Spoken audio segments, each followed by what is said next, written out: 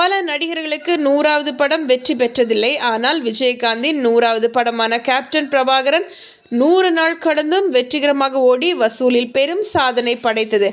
Captain Prabhakaran மாபெரும் வெற்றி பெற்றதை அடுத்து அன்று முதல் விஜயகாந்த் கேப்டன் என பலரால் அழைக்கப்பட்டார். 153க்கும் மேற்பட்ட படங்களில் நடித்துள்ள விஜயகாந்த் 1984இல் மட்டும் ஒரே ஆண்டில் 18 படங்களில் நடித்து சினிமா துறையில் வரலாற்று சாதனை புரிந்தார்.